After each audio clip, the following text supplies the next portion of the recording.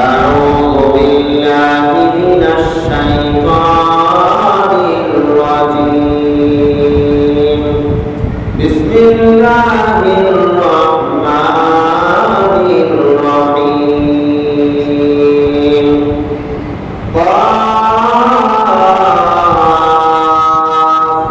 والقرآن المجيد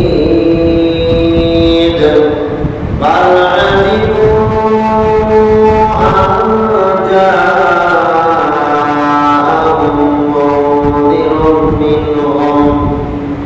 منذر منهم فقال الكافرون هذا شيء عجيب أإذا متنا وكنا ترابا ذلك رجل بعيد قد علمنا ما تنقص الأرض منهم وعندنا كتاب حفيظ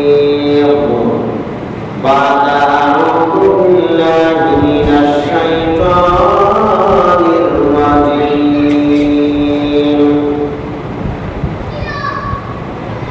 ولكل أمة جعلنا منسكا ليذكروا اسم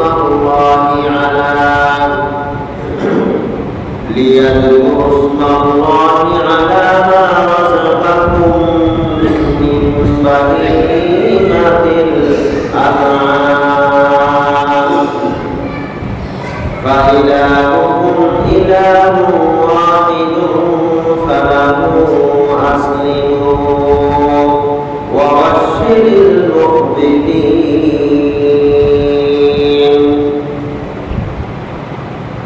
وقال الله سبحانه وتعالى لن ينال الله لحومها ولا دماؤها ولكن يناله التقوى منكم كذلك سخرها لكم لتكبروا الله على ما هداكم وبشر المحسنين. عن ابي هريره رضي الله تعالى عنه ان رسول الله صلى الله عليه وسلم قال من كان له سعة ولم يضحي فلا يقربن مصلانا.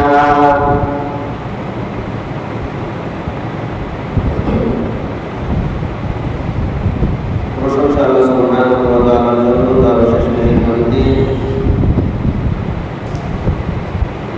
জিলহজ্জের প্রথম জুমাতে জুমার সালাত আদায় করার জন্য মসজিদে উপস্থিত হতে পেরেছি। যে আল্লাহ সুবহানাহু ওয়া তাআলা আমাদেরকে সুযোগ দান করেছেন, শারীরিক সুস্থতা দান করেছেন, সেই মহান রব্বুল আলামিনের শুকরিয়া আদায় করছি আলহামদুলিল্লাহ। অতঃপর দরুদ সালাম বর্ষিত হোক বিশ্বনবী সাইয়্যিদুল মুরসালিন খাতামুন নবিয়্যিন রাহমাতুল লিল আলামিন নবী মুহাম্মদুর রাসূলুল্লাহ সাল্লাল্লাহু আলাইহি ওয়াসাল্লামের উপর।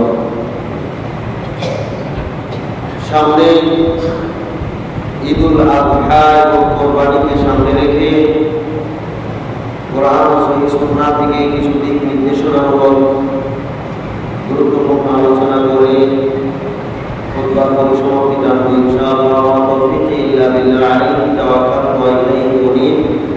রব্বি ইশরাহ লি সাদরি ওয়া ইয়াসসির লি আমরি ওয়াহলুল উকদাতাম মিন লিসানি ইয়াফকাহু কওলি। কুরবানির বিধান আল্লাহ সুবহানাহু ওয়া তাআলা সকল যুগে সকল উম্মতের জন্য নির্ধারণ করেছেন। যে ব্যাপারে আল্লাহ সুবহানাহু ওয়া তাআলা বলেছেন ওয়ালিকুল্লি উম্মাতিন জাআলনা মানসাকা, সূরা হজ্জের 24 নম্বর আয়াত। আল্লাহ তাআলা বলেছেন আমি প্রত্যেক উম্মতের জন্য কুরবানির বিধান দান করেছিলাম, কুরবানির বিধান করেছিলাম। লিয়াযকুরু ইসমাল্লাহি আলা মা রাযাকাহুম মিন বাহিমাতিল আনআম, যাতে করে তাদেরকে আমি রিজিক হিসাবে যে সকল চতুষ্পদ জন্তুকে হালাল করেছি তার উপরে তারা যেন আল্লাহর নাম স্মরণ করে জবের মাধ্যমে এইগুলিকে কোরবানি করে, যাতে করে তারা এই সকল পশুর উপরে আল্লাহর নাম নিতে পারে। এই জন্য আমি কোরবানির বিধান করেছি। তবে কোরবানির একটি অন্যতম উদ্দেশ্য হচ্ছে চতুষ্পদ জন্তু জবাই করা। চতুষ্পদ জন্তু অনেক আছে, কিন্তু আল্লাহ তাআলা আমাদের জন্য নির্ধারিত কয়েকটি জন্তুকে হালাল করেছেন। এই জন্তুগুলি জবাই করা, এটাই হচ্ছে কোরবানির উদ্দেশ্য, একটি অন্যতম উদ্দেশ্য। কোরবানির মূল উদ্দেশ্য হচ্ছে আল্লাহর নৈকট্য অর্জন করা। কারণ কোরবান শব্দটা এসেছে পাল্লাবা থেকে, পাল্লাবা মানে নৈকট্য অর্জন করা। কোরবানির মাধ্যমে আমরা আল্লাহ তাআলার নৈকট্য হাসিল করব, এজন্যই আমাদের জন্য কোরবানির বিধান করা হয়েছে। আল্লাহ তাআলা এর জন্য বলেন ফা ইলাহুকুম ইলাহু ওয়াহিদ, সুতরাং তোমরা তোমাদের ইলাহ হচ্ছেন একমাত্র ইলাহ, তোমাদের ইলাহকে একমাত্র ইলাহ হিসাবে গ্রহণ করে নিবে। ফালাহু আসলিমু, অতঃপর তার নিকটে আত্মসমর্পণ করবে। ওয়াবাশশিরিল মুখবিতিন, এবং সুসংবাদ ওই সকল মানুষের জন্য যারা আল্লাহর বিধানের কাছে আত্মসমর্পণ করতে পেরেছে, আল্লাহর কাছে নত হতে পেরেছে, এদের জন্যই সুসংবাদ। তাহলে কোরবানির মাধ্যমে সত্যিকার অর্থে একমাত্র ইলাহ হিসাবে আল্লাহকে যারা গ্রহণ করতে পেরেছে এবং আল্লাহ বিধানের কাছে যারা আত্মসমর্পণ করতে পেরেছে, এরাই প্রকৃত সফলকাম। এদের কোরবানি তাদের জন্য সফলতা বয়ে নিয়ে আসবে। এই কোরবানির জন্য যে জন্তু আল্লাহ সুবহানাহু ওয়া তাআলা নির্ধারণ করেছেন, যে সকল চতুষ্পদ জন্তু আমাদের জন্য আল্লাহ তাআলা হালাল করেছেন, সেগুলির বর্ণনা দিতে যেই আল্লাহ তাআলা বলেছেন সূরা জুমারের 6 নম্বর আয়াত, ওয়া আনসালা লাকুম মিনাল আনআমি সামানিয়াতা আজওয়াজ, আমি তোমাদের জন্য দান করেছি, তোমাদের জন্য অবতীর্ণ করেছি, তোমাদের জন্য নির্ধারণ করেছি, হালাল করেছি 8 প্রকার জন্তু। আজওয়াজ বলতে জোড়া জোড়া মিলিয়ে, অর্থাৎ নর এবং মাদি মিলিয়ে 8 প্রকার জন্তুকে আমি তোমাদের জন্য নির্ধারণ করেছি। এগুলির বিস্তারিত আরেক আয়াতের মাধ্যমে আমরা জানতে পারি। সূরা আনআমের 143 নম্বর আয়াতে আল্লাহ তাআলা বলেছেন সামানিয়াতা আজওয়াজ, জোড়া মিলিয়ে অর্থাৎ নর এবং মাদি মিলিয়ে 8 প্রকার জন্তু।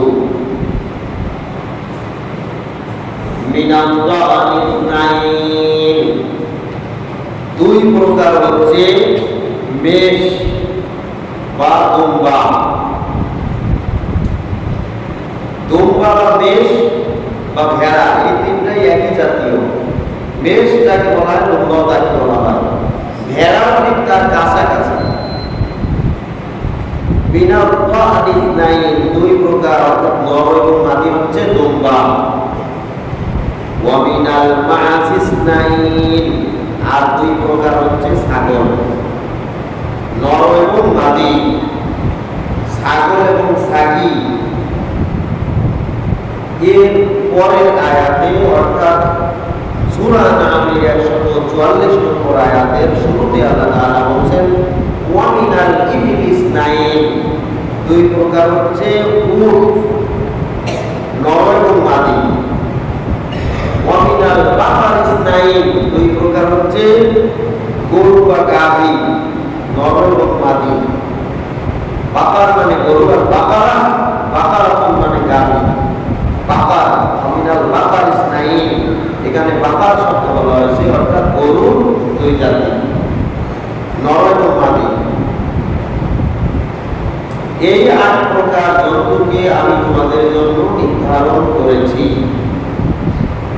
এই ৮ প্রকার জন্তুর মধ্যে সবার উপরে যে উট আছে, এটাও দলিল দ্বারা প্রমাণিত। আল্লাহ তাআলা বলেছেন, ওয়াজআলনা ওয়াল কুবনা জাআলনাহা লাকুম মিন শাআইরিল্লাহ।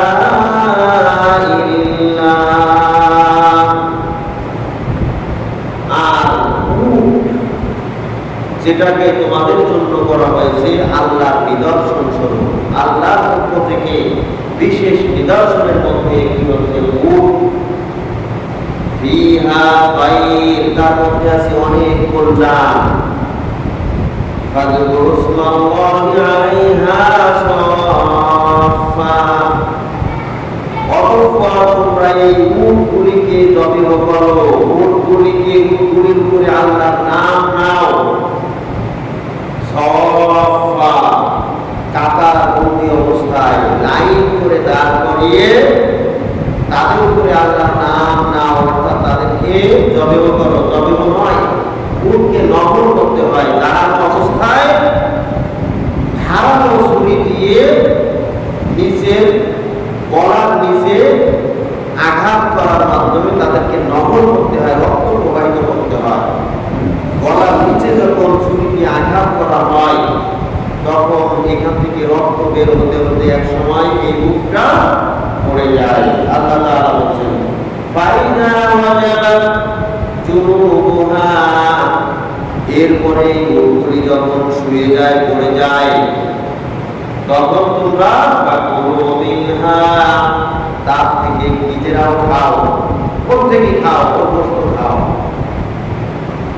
ওয়াতুইমুল কানিআ, এবং তোমরা খাওয়াও ওই সকল ব্যক্তিদেরকে যারা মানুষের কাছে হাত পাতে না, কিন্তু তারা কোরবানি করতে পারেনি, তারা জবাই করতে পারেনি, তারা কোনো পশু কোরবানি করতে পারেনি, কিন্তু মানুষের কাছে চায় না।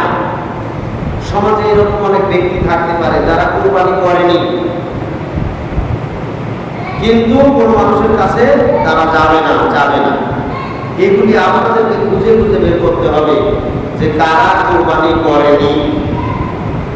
তাদেরকে খুঁজে খুঁজে দেখে দেখে তাদের বাসায় গোশত পাঠাতে হবে। এবং যারা চায় তাদেরকেও খাওয়াও। যারা চাবে তারা তো আমার বাড়িতে আসবে, কিন্তু যারা আসবে না, কিন্তু কোরবানি করেনি, ওদেরকে তাদের বাড়িতে পৌঁছে দিতে হবে। এরা হতে পারে আত্মীয় স্বজন, এরা হতে পারে আপনার পাড়া প্রতিবেশী বা আপনার গ্রামবাসী, যাদের আয়ের চেয়ে ব্যয় বেশি অথবা আয় ব্যয় সমান হওয়ার কারণে কুরবানির টাকা জমা করতে পারেনি। আয়ের চেয়ে ব্যয় বেশি অথবা আয় ব্যয় সমান হওয়ার কারণে কুরবানির টাকা জমা করতে পারেনি, কুরবানি করতে পারেনি, এদের বাসায় পৌঁছিয়ে দিতে হবে। এরা হচ্ছে কানিআ, অনুগত অভাবগ্রস্ত। ওয়াল মুতাররা, যারা চামচাকারী অভাবগ্রস্ত, মানে মানুষের কাছে চেয়ে বেড়ায়, এরকম অভাবগ্রস্ত। কাযালিকা সাখখারানা লাকুম, এভাবেই আল্লাহ তাআলা তোমাদের জন্য এই জন্তুগুলি জবাই করার জন্য একটা বিধান দান করেছেন, কুরবানির মতো একটা বিধান দান করেছেন। লাআল্লাকুম তাশকুরুন, যাতে করে তোমরা আল্লাহর কৃতজ্ঞতা প্রকাশ করতে পারো, আল্লাহ শুকরিয়া আদায় করতে পারো। তবে এই ৮ প্রকার জন্তুর মধ্যে সবচেয়ে উত্তম হচ্ছে উট, পর্যায়ক্রমে। তারপরে কি আমরা আরেকটি হাদিস থেকে নিতে পারি, যেটা জুমআ সংক্রান্ত বলেন। রাসূলুল্লাহ সাল্লাল্লাহু আলাইহি ওয়াসাল্লাম বলেছেন, সহিহ বুখারীর 881 নম্বর হাদিস, মান ইগতাসালা ইয়াউমাল জুমআতি, যে ব্যক্তি জুমার দিনে গোসল করলো মুসলাল জানাবাতি, জানাবার গোসলের মতো, অর্থাৎ অপবিত্রতা থেকে গোসল করার জন্য যেমন সুন্দর করে গোসল করতে হয়, এরকম গোসল যে ব্যক্তি করলো জুমার দিনে।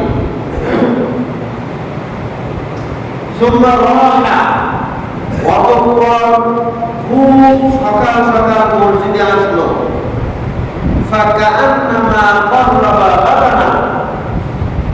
সে যেন একটা উট কুরবানি করলো।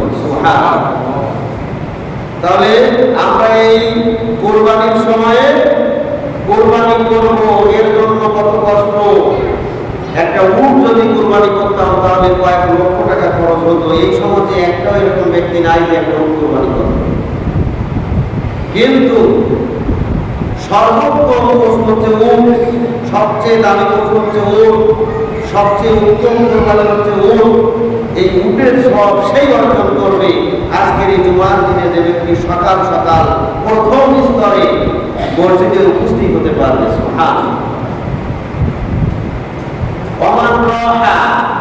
অতঃপর যে ব্যক্তি সকাল সকাল মসজিদে উপস্থিত হলো, দ্বিতীয় সময়ের মধ্যে, আমরা অনেকেই মনে করি একজন করে উপস্থিত হবে, একজন উপস্থিত হলে সে প্রথম জন, দ্বিতীয় জন উপস্থিত হলে সে দ্বিতীয় জন, এভাবে গণনা করেছি না। বলা হয়েছে প্রথম সময়, দ্বিতীয় সময়, তৃতীয় সময়, চতুর্থ সময়, পঞ্চম সময়। সকাল থেকে মুয়াজ্জিন যখন আযান দেবে, খতিব সাহেব যখন মিম্বারে বসে যাবে, এই আযান দেওয়ার আগ পর্যন্ত সময়টাকে 5 ভাগে ভাগ করা হয়েছে। সকাল থেকে অর্থাৎ ফজরের পর থেকে এই আযান পর্যন্ত পুরো সময়টাকে 5 ভাগে ভাগ করা হয়েছে। এই 5 ভাগের প্রথম ভাগে যারা উপস্থিত হবে তারা উট কুরবানির সওয়াব পাবে। সুবহানাল্লাহ। অতঃপর দ্বিতীয় সময় যারা উপস্থিত হবে, তাহলে প্রথম সময়ের মধ্যে যদি মসজিদ ভর্তি মুসল্লি উপস্থিত হয়ে যায়, প্রত্যেকেই উট কুরবানির সওয়াব পেয়ে যাবে। সুবহানাল্লাহ। দ্বিতীয় সময়ের মধ্যে যদি সবাই উপস্থিত হয়ে যায়, তাহলে প্রত্যেকেই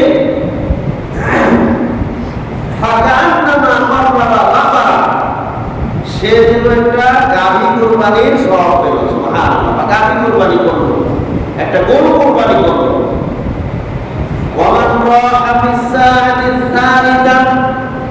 দ্বিতীয় সময়ে যারা মসজিদে উপস্থিত হবে,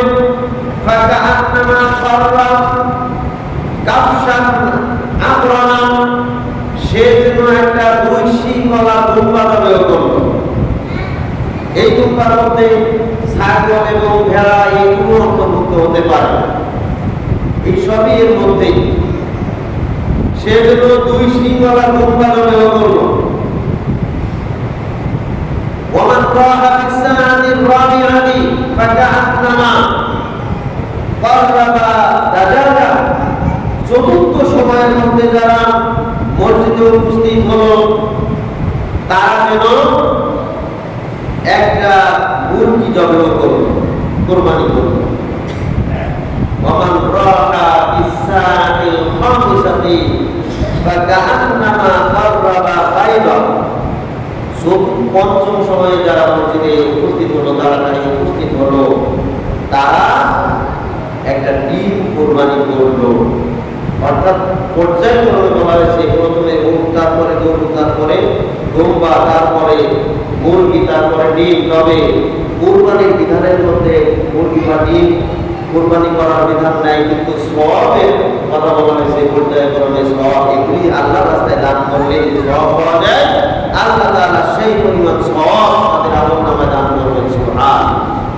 তাহলে এই হাদিস থেকে আমরা জানতে পারি সর্বোত্তম জন্তু কোরবানির জন্য জন্তু হচ্ছে উট, তারপরে গরু, তারপরে ছাগল, এভাবে পর্যায়ক্রমে নেমেছে।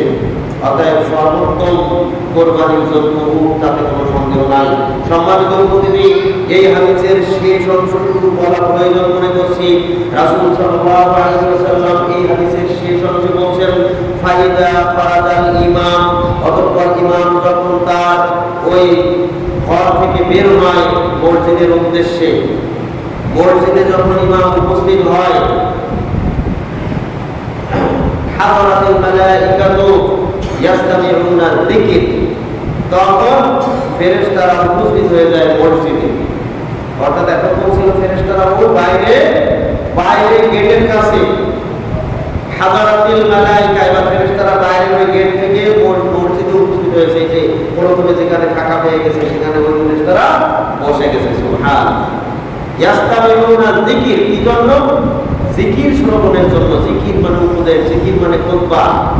এই খুতবা শ্রবণের জন্য ফেরেশতারা বসে যায়। তাহলে এতক্ষণ ওই গেটে ফেরেশতারা দাঁড়িয়েছিল ওই সকল মুসল্লিদের জন্য যারা পর্যায় করবে জুমার দিনে এসেছে আর তাদের নেকি লিপিবদ্ধ করেছে।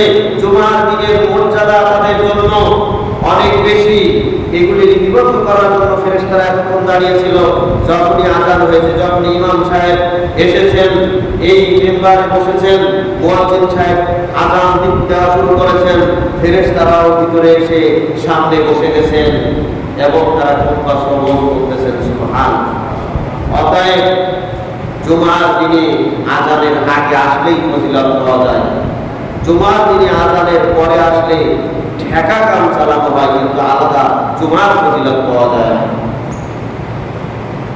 বলছিলাম সর্বোত্তম কুরবানি সম্পর্কে। এই কুরবানি কবুল হওয়ার জন্য শর্ত রয়েছে।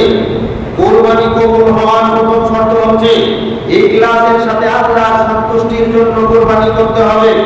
2 নম্বর শর্ত হচ্ছে তাকওয়াশীল ব্যক্তির নিকট থেকে কুরবানি কবুল করা হয়। অতএব ঈমানদার তাকওয়াশীল হতে হবে। 3 নম্বর শর্ত হচ্ছে আল্লাহ এবং তার রাসূলের সুন্নাত মোতাবেক কুরবানি করতে হবে। 4 নম্বর শর্ত হচ্ছে হালাল ইনকাম থেকে, হালাল আয় থেকে, হালাল রুজি থেকে, হালাল সম্পদ থেকে, হালাল টাকা থেকে কুরবানি করতে হবে। 5 নম্বর শরীয়ত নির্ধারিত পশু দ্বারা কুরবানি করতে হবে। ইখতিলাফি বিষয়ে যাওয়ার প্রয়োজন নাই। শরীয়ত নির্ধারিত বিষয় যেটা বললাম 8 প্রকার জন্তু, এর মধ্যে সীমাবদ্ধ থাকার চেষ্টা করব। এখানে অন্য কোনো জন্তু এটা ইখতিলাফি মাসআলা, সেদিন সবচেয়ে উত্তম হচ্ছে ইখতিলাফের মধ্যে না যাওয়া। 6 নম্বর হচ্ছে পশুগুলি ত্রুটি মুক্ত হতে হবে। যেই পশু অন্ধ তাকে কুরবানি করা যাবে না, যেই পশু খোড়া তাকে কুরবানি করা যাবে না, যেই পশু একেবারে জীর্ণ শীর্ণ তাকে কুরবানি করা যাবে না, যেই পশু একেবারে রোগাক্রান্ত অসুস্থ হয়ে গেছে। অসুস্থ 2 প্রকার, একটা হচ্ছে কিনেছেন সুস্থ কিন্তু কেনার পরে অসুস্থ হয়েছে, সেটা কুরবানি করা যাবে। কিন্তু আগে থেকেই অসুস্থ ছিল, এই পশু কেনাও যাবে না, কুরবানি করা যাবে না। তাহলে 4 প্রকার ত্রুটি আপনারা খেয়াল করবেন। স্পষ্ট অন্ধ কানা কিনা, স্পষ্ট খোড়া কিনা, জীর্ণ শীর্ণ একেবারে মানে হালকা পাতলা কিনা, তার হাড্ডিসার পশু কিনা, আর 4 নম্বর সে অসুস্থ কিনা। এই 4টা বিষয় দেখে আপনারা পশু নির্ধারণ করবেন এবং ত্রুটি মুক্ত হতে হবে। 7 নম্বর হচ্ছে পশুর মালিক হতে হবে। আপনার সামর্থ্য থাকলে আপনি কুরবানি করবেন, সামর্থ্য না থাকলে আপনার উপরে কুরবানি জরুরি না। সামর্থ্য থাকলে কুরবানি জরুরি। অতএব আপনি নিজে পশুর মালিক হলে, পশুর মালিক মানে টাকার মালিক, টাকা আছে পশু কেনার, এখন আপনি পশুর মালিক, এখন আপনি কুরবানি করবেন। 8 নম্বর লৌকিকতা মুক্ত হতে হবে।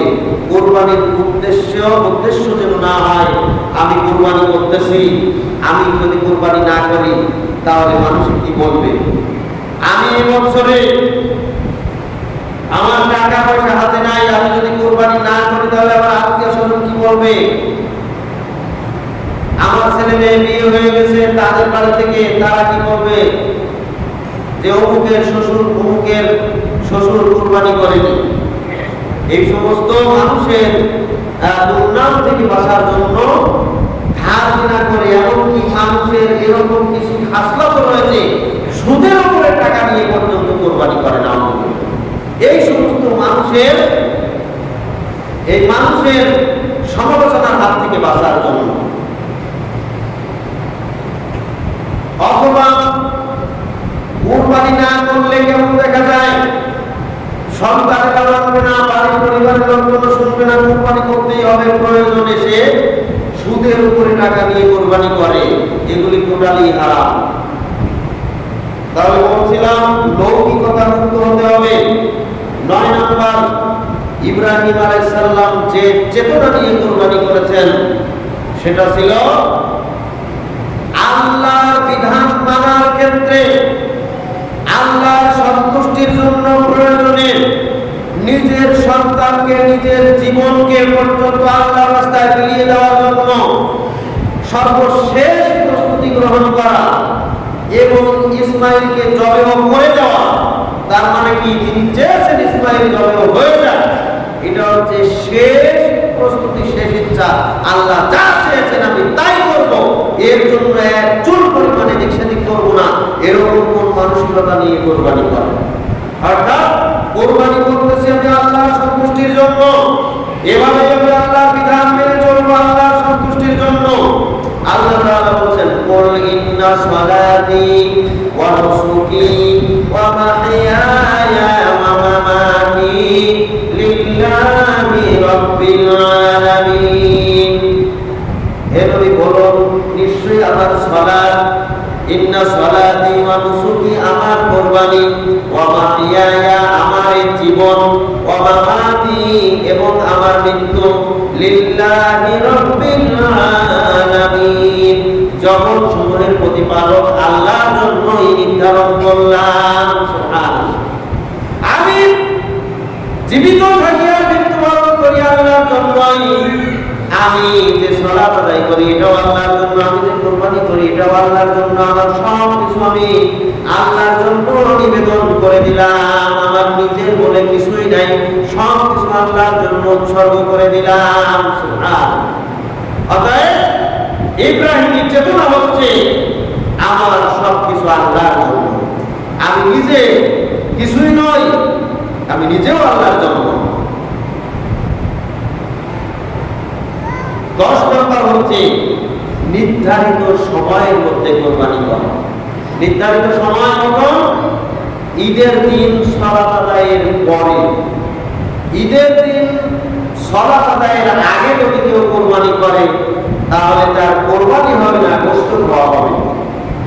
তাহলে বোঝা যাচ্ছে কারণ যদি গোশতের প্রয়োজন হয় তাহলে গোশত খেতে পারে, কারণ হাদিসে বলা হয়েছে কোরবানির দিন কেউ যদি সালাতের আগে কোরবানি করে তাহলে তার গোশত খাওয়া হবে, কিন্তু কোরবানি হবে না। অতএব সালাতের আগ পর্যন্ত গোশত খাওয়া যায়, জবাই করা যায়, তবে কোরবানি করার জন্য শর্ত হচ্ছে সালাতের পরে কোরবানি করতে হবে। কোরবানির আরো সময় হচ্ছে আইয়ামে তাশরিকের দিনগুলিতে কোরবানি করা। ঈদের দিন সবচেয়ে উত্তম হচ্ছে ঈদের দিন সালাতের পরে কোরবানি করা। যদি আপনার জন্য সুবিধা হয় তার পরে কোরবানি করা, তাহলে আর 3 দিন পর্যন্ত আপনি কোরবানি করতে পারবেন, এটাই এখতিয়ার দেওয়া হয়েছে। এই সকল শর্তের আলোকে যারা কোরবানি করবেন আশা করা যায় তাদের কোরবানি আল্লাহ তাআলা কবুল করবেন এবং ঈদের দিন, ঈদের সালাতের পরে তারা যে কোরবানি করবেন, এই কোরবানি যখন করবেন, আল্লাহর রাস্তায় যখন কোরবানি করবেন, যখন বলবেন বিসমিল্লাহি আল্লাহু আকবার, আল্লাহুম্মা তাকাব্বাল মিন্নি ওয়া মিন আহলি বাইতি, আমার পক্ষ থেকে এবং আমার পরিবারের পক্ষ থেকে আল্লাহ তুমি কবুল করো, আল্লাহ তুমি সবচেয়ে বড়, এই বলে যখন কোরবানি করবেন, রাসূল সাল্লাল্লাহু আলাইহি ওয়াসাল্লাম বলেন তার এই কোরবানির জন্য রক্তের প্রথম বিন্দু মাটিতে পড়ার আগেই আল্লাহ তাআলা সেটা কবুল করে নেবেন। সুবহানাল্লাহ। অতএব আমাদের প্রত্যেকের কোরবানি কিভাবে কবুল হবে, কোন শর্তের আলোকে কোরবানি কবুল হবে, তার জন্য সর্বোচ্চ চেষ্টা চালাতে হবে। কোরবানি কবুল করার জন্য অন্যতম শর্ত হচ্ছে তাকওয়াশীল মুত্তাকী ইমানদার হতে হবে। আমাদের সমাজের অধিকাংশ মানুষ যারা কোরবানি করে তাদের ঈমানের ত্রুটি রয়েছে। সালাত আদায় করে তারা এক পর্যায়ে আছেন, কিন্তু যারা সালাত আদায় করেন না তারা এখনো ইমানদার হতে পারেননি। কারণ সালাত আদায় ছাড়া ইমানদার হওয়া যায় না। সালাত আদায় করা হচ্ছে ফরজ, আর কুরবানি করা হচ্ছে সুন্নাত। সালাত আদায় করা হচ্ছে ফরজ, আর কুরবানি দেওয়া হচ্ছে সুন্নাত। আমাদের সমাজে এমন অনেক ব্যক্তি রয়েছেন যারা সালাত আদায় করেন না, কিন্তু কুরবানির জন্য অনেক দৌড়াদৌড়ি করতেছেন, অনেক চেষ্টা করতেছেন কিভাবে একটা সুন্দর কুরবানি করা যায়। এই কুরবানি করার জন্য কত পরিশ্রম, কত কষ্ট করে টাকা সংগ্রহ করতেছেন। এই কুরবানি করার জন্য হাটে হাটে ঘুরবেন, যাচাই বাছাই করবেন, কত হাট ঘুরবেন, আর কত সালাতই আদায় করেন না। নাউযুবিল্লাহ। আবার এমন অনেক ব্যক্তি রয়েছেন যারা কুরবানি করেন, কুরবানি কাটা বাছা করতে যেয়ে, কুটা বাছা করতে যেয়েও সালাত আদায় করেন না। যোহরের খবর থাকে না, আসর পর্যন্ত থেকে যায়, আসরের সালাত আদায় করেন না, অবশ্য কুরবানি নিয়ে ব্যস্ত। আল্লাহ তাআলার কাছে সবচেয়ে গুরুত্বপূর্ণ হচ্ছে সালাত আদায় করা, কারণ সালাত হচ্ছে ফরজ। সালাত হচ্ছে ফরজ বিধান। সালাত এমন একটি বিধান, যেই বিধান পালনের মাধ্যমে মুসলিম আর অমুসলিমের পার্থক্য নির্ধারণ করা হয়েছে। কিন্তু কুরবানি হচ্ছে সুন্নাত। যার সামর্থ্য আছে সে কুরবানি করবে, যার সামর্থ্য নাই সে কুরবানি করবে না। সম্মানিত উপস্থিতি, যারা সালাত আদায় না করে কুরবানি করেন তাদের জন্য ডক্টর প্রফেসর আব্দুল্লাহ জাহাঙ্গীর একটা হাস্যকর সুন্দর উপমা দিয়েছেন। এদের অবস্থা হচ্ছে ওই ব্যক্তির মতো যে ব্যক্তি পাগড়ি মাথায় দেওয়া ফজিলত শুনে চিন্তা করলো পাগড়ি তো এখনই মাথায় দেওয়া দরকার, এই চিন্তা করে এখন তার গায়ে কিছুই নাই, পরনে একটা লুঙ্গি আছে, লুঙ্গিটা খুলে পাগড়ি হিসাবে মাথায় বাঁধলো। যে পাগড়ির এত ফজিলত, অতএব আমি লুঙ্গিটাকে পাগড়ি বানাই। নিজের শরীরকে আলগা করে, সতর্কে আলগা করে সে লুঙ্গিকে মাথায় বাঁধতে যেমন, ঠিক তেমনি ভাবে যারা সালাত আদায় করে না তাদের জন্য কুরবানিও তেমন। অতএব কুরবানি করার আগে সালাত আদায় করা। কুরবানির প্রথম ইতিহাস তৈরি হয়েছে, ইতিহাস সূচনা হয়েছে আদম আলাইহিস সালামের পুত্র হাবিল এবং কাবিল থেকে। হাবিল এবং কাবিল দুইজন কুরবানি আল্লাহর কাছে পেশ করলেন। আল্লাহ সুবহানাহু ওয়া তাআলা দুইজনের কুরবানি কবুল করলেন না, একজনের কবুল করলেন। তার নাম ছিল হাবিল। তিনি আল্লাহর জন্য এই সকল শর্তের আলোকে আল্লাহর সন্তুষ্টির জন্য খালিস ইখলাসের সাথে কুরবানি করলেন, যার কারণে আল্লাহ তাআলা তার কুরবানি কবুল করলেন। আল্লাহ তাআলা বলেন, ঈদ করবা কুরবানান ফাতুকবিলা মিন আহাদিহিমা। যখন তারা দুজন আল্লাহর জন্য কুরবানি করলো, আল্লাহ তাআলা তাদের মধ্য থেকে একজনের কুরবানি কবুল করলেন। ওয়ালাম ইতাকাব্বাল মিনাল আখার, অন্যজনের কুরবানিকে আল্লাহ তাআলা কবুল করলেন না। অন্যজনের কুরবানি যখন কবুল হলো না, আমাদের আমলে আমরা বুঝি না কার কুরবানি কবুল হচ্ছে, কার কুরবানি কবুল হচ্ছে না, এটা আমাদের বোঝার ক্ষমতা নাই। ওই আমলের বিধান যদি আমাদের এই সময় জারি থাকতো তাহলে বোঝা যেত কয়জন ইমানদার, কয়জনের কুরবানি কবুল হয় আর কয়জনের কুরবানি কবুল হয় না। তাহলে মানুষের কবুল সব ফাঁস হয়ে যেত, কারা ইমানদার আর কারা বেঈমান। কিন্তু আল্লাহ তাআলা আমাদেরকে হেফাজত করেছেন, রক্ষা করেছেন ওই লাঞ্ছনার হাত থেকে, ওই লজ্জার পরিস্থিতির হাত থেকে। সুবহানাল্লাহ। আদম আলাইহিস সালামের সন্তানদের মধ্যে কুরবানির বিধান ছিল, যার কুরবানি কবুল হতো তার আল্লাহ তাআলা আসমান থেকে আগুন পাঠিয়ে ওটাকে জ্বালিয়ে ভস্মীভূত করে দিতেন। আর যার কুরবানি কবুল হতো না তারটা ওভাবেই পড়ে থাকতো। কাবিলের কুরবানি যখন এভাবেই পড়ে থাকতো, কাবিল অত্যন্ত লাঞ্ছিত হলো, কাবিল অত্যন্ত দুঃখিত, মর্মাহত হলো এবং রাগান্বিত হলো। এমন ভাবে সে রাগান্বিত হয়ে গেল, তার ভাইয়ের উপরে ক্ষিপ্ত হলো। সে চিন্তা করলো আমার ভাইয়ের কুরবানি কেন কবুল হলো না। ভাইয়ের উপরে ক্ষিপ্ত হয়ে গেল, কারণ এখন ভাইয়ের উপরে ক্ষিপ্ত হওয়া ছাড়া তো আর কোনো গতি নাই। এই জন্য ভাইয়ের উপরে ক্ষিপ্ত হয়ে ভাইকে বললো, তোমার কোরবানি কবুল হয়েছে, আমি তোমাকে হত্যা করব। রাগ তোলার টাকা তার ভাই হাবিল স্পষ্টভাবে কাবিলকে জানিয়ে দিল, কোরবানি শুরু করলেই কবুল হয় না, কোরবানি কবুল হওয়ার জন্য অবশ্যই আল্লাহ তাআলা শর্ত করে দিয়েছেন মুত্তাকি হওয়া। মুত্তাকিদের কোরবানি কবুল করেন। ইন্নামা ইয়াতাকাব্বালুল্লাহু মিনাল মুত্তাকিন, নিশ্চয়ই আল্লাহ তাআলা মুত্তাকিদের কোরবানি কবুল করে থাকেন। সুবহানাল্লাহ। তাহলে মুত্তাকি হওয়ার জন্য সর্বাত্মক চেষ্টা আগে করতে হবে, তারপরে কোরবানি। কোরবানির এত মাসাইল আপনার প্রয়োজন নাই যতক্ষণ পর্যন্ত আপনি সালাত আদায় না করেন। কোন প্রশ্ন কোরবানি সম্পর্কে আপনার মনে চাইলে করেন, না চাইলে না করেন, যেভাবে ইচ্ছা সেভাবে করেন। কোরবানির মাসাইল তার জন্য যে নামাজি ব্যক্তি, যে সালাত আদায় করে, তার জন্য কোরবানি। সুতরাং সে কোরবানি সুন্দরভাবে যেভাবে কবুল হয় সেভাবে সে কোরবানি করবে, এর জন্য সর্বাত্মক চেষ্টা চালাবে। আর যে নামাজি করে না, তার কোরবানি কি হলো কিনা ওটা আমাদের দেখার বিষয় না। সম্মানিত উপস্থিতি,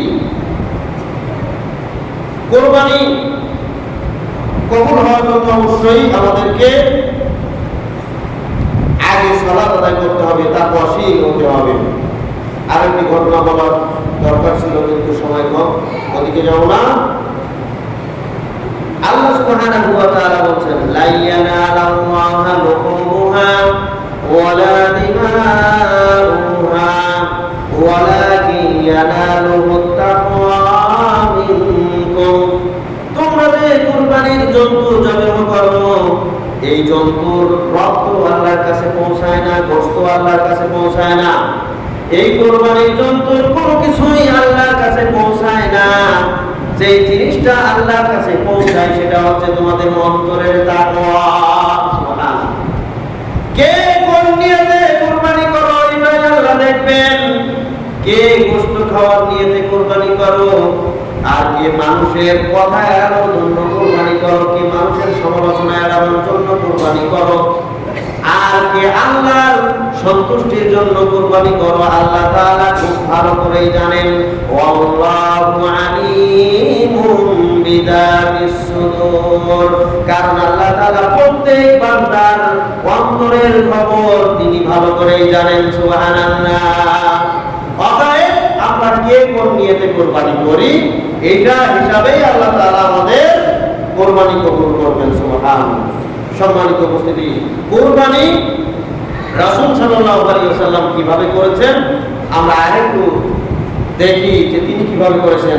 আয়েশা রাদিয়াল্লাহু তাআলা আনহা বলেন, রাসূল সাল্লাল্লাহু আলাইহি ওয়াসাল্লাম প্রত্যেক বছর শিংওয়ালা সুন্দর সাদা কালো দুম্বা কোরবানি করার জন্য নির্ধারণ করতেন, এবং এটা যখন কোরবানি করতেন তখন বলতেন, বিসমিল্লাহি আল্লাহু আকবার, আল্লাহুম্মা তাকাব্বাল মিন্নি ওয়া মিন আহলি বাইতি ওয়া মিন আল্লাহুম্মা তাকাব্বাল মিন্নি ওয়া মিন আলি বাইতি ওয়া মিন আলি মুহাম্মদ ওয়া মিন আলি বাইতি, আলি মুহাম্মদ ওয়া আহলি মুহাম্মদ। এভাবে তিনি দোয়া করতেন, আমার আল্লাহর নামে, আমার পক্ষ থেকে, মিন মুহাম্মদ ওয়া মিন আলি মুহাম্মদ ওয়া মিন উম্মতি মুহাম্মদ। এটা মুহাম্মাদের পক্ষ থেকে, মুহাম্মাদের পরিবারের পক্ষ থেকে এবং মুহাম্মাদের উম্মতের পক্ষ থেকে আল্লাহ কবুল করুন। সুবহানাল্লাহ। আরেক হাদিসে আছে, এটা হচ্ছে আয়েশা বর্ণিত হাদিস। আরেক হাদিসে আছে রাসূল সাল্লাল্লাহু আলাইহি ওয়াসাল্লাম দুইটি দুম্বা অথবা দুইটি ভেড়া নির্ধারণ করতেন, দুইটি দুম্বা নির্ধারণ করতেন কোরবানির জন্য। একটা তার পক্ষ থেকে, তার পরিবারের পক্ষ থেকে, আরেকটা তার উম্মতের পক্ষ থেকে জবাই করতেন। সুবহানাল্লাহ। তার উম্মতের, ওই সকল উম্মতের পক্ষ থেকে যারা কোরবানি করার নিয়ত আছে কিন্তু কোরবানি করার সামর্থ্য নাই, তাদের পক্ষ থেকে রাসূল সাল্লাল্লাহু আলাইহি ওয়াসাল্লাম কোরবানি করতেন।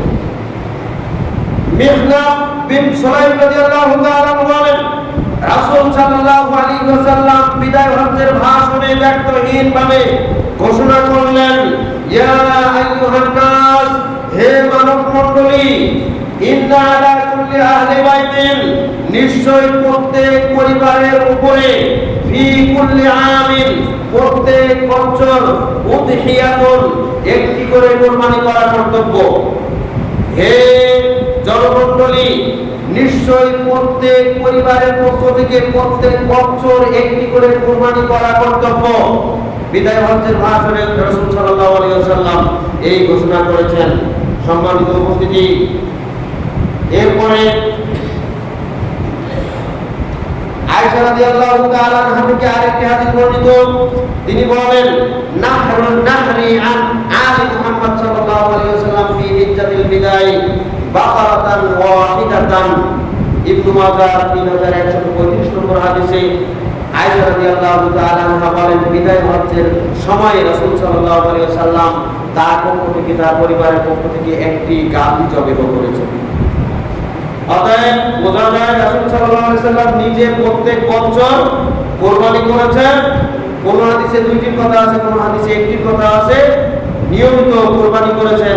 দুইটি যে হাদিসে আছে সেখানে স্পষ্ট বোঝা যায় একটি তার এবং তার পরিবারের পক্ষ থেকে, আরেকটি তার উম্মতের পক্ষ থেকে। আর একটি জন্তুর কথা যেখানে আছে সেখানে একই সাথে সব কথাই বলার মধ্যে উল্লেখ আছে, মিন মুহাম্মদ ওয়া মিন আলি মুহাম্মদ ওয়া মিন উম্মতি মুহাম্মদ, এই কথা উল্লেখ করে তিনি কুরবানি করেছেন। সম্মানিত উপস্থিতি, এই হাদিসগুলি প্রমাণ করে একটি জন্তু কুরবানি করা এটা হচ্ছে সর্বোত্তম এবং এটাই সুন্নাত।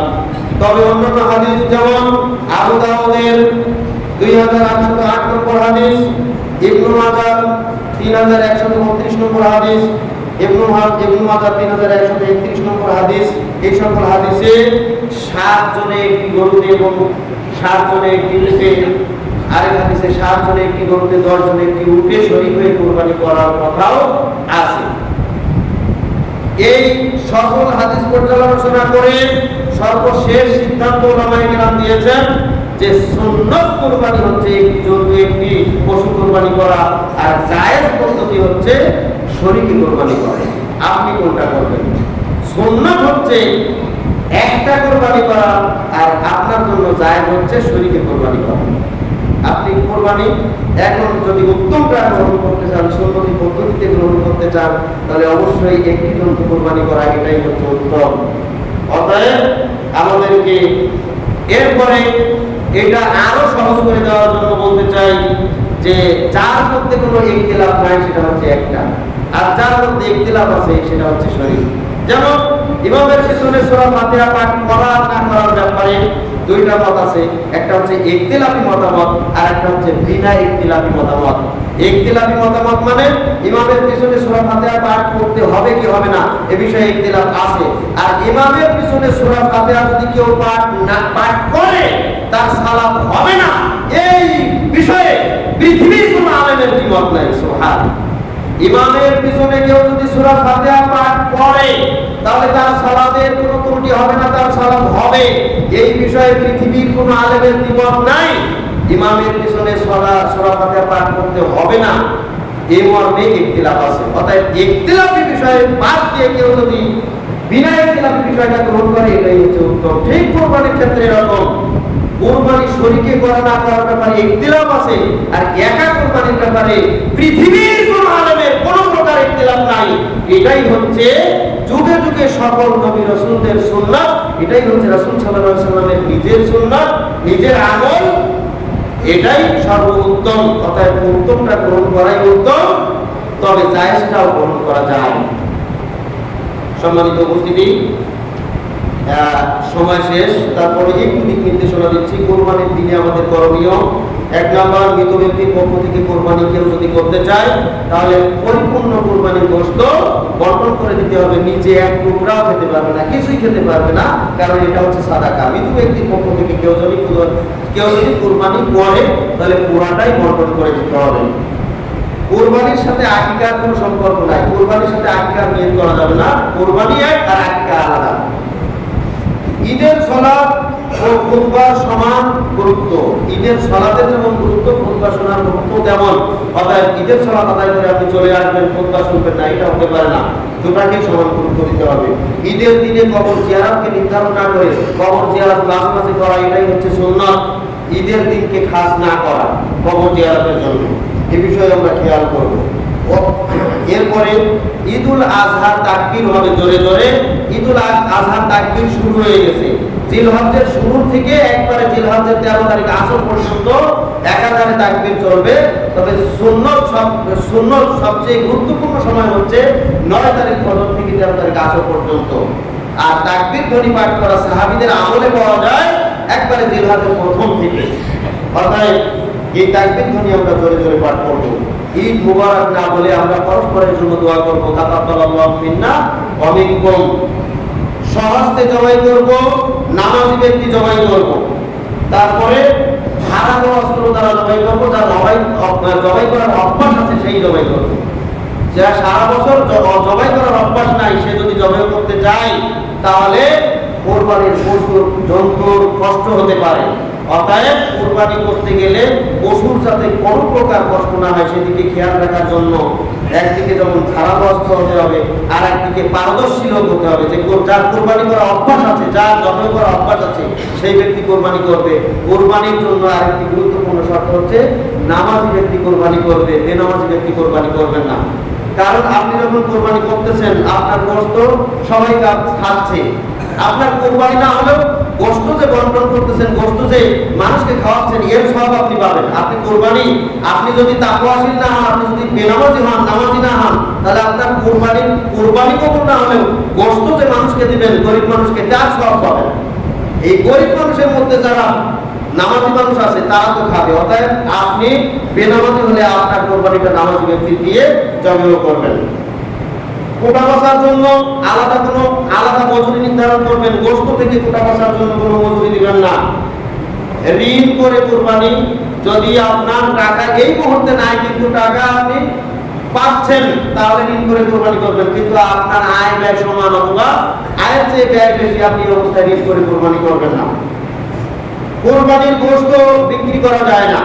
যারা কোরবানির গোশত বিক্রি করে বলে জানেন এরকম দূর দূরান্তের ফকিরদেরকে আপনি যথাসম্ভব এড়িয়ে যাবেন। যারা কোরবানির গোশত বিক্রি করে, কোরবানির গোশত বিক্রি করার জন্য নয়। কোরবানির গোশত বন্টন করার ক্ষেত্রে 3 ভাগ এটা করা ভালো। তবে গরিব মানুষ অবস্থার আলোকে গরিব মানুষের দিকে বেশি খেয়াল দেওয়া এটা হচ্ছে উত্তম। এটা অবস্থার আলোকে ভাগ কম বেশি হতে পারে। ঈদের দিনে আহার না করে কোনো কিছু না খেয়ে ঈদের মাঠে যাবেন, ঈদুল আজহার দিনে না খেয়ে যাবেন, এক রাস্তা দিয়ে যাবেন আর এক রাস্তা দিয়ে আসবেন। ঈদের সালাতের আগে কোনো প্রকার সালাত নাই। তবে ঈদ যদি কোনোভাবে মসজিদে পড়া লাগে তাহলে মসজিদের হক আদায় করার জন্য 2 রাকাত সালাত পড়ে বসা উচিত। এটা ঈদের সাথে সম্পৃক্ত নয়, এটা মসজিদের সাথে সম্পৃক্ত। আল্লাহ সুবহানাহু ওয়া তাআলা আমাদের সকলকে সামনের এই কোরবানি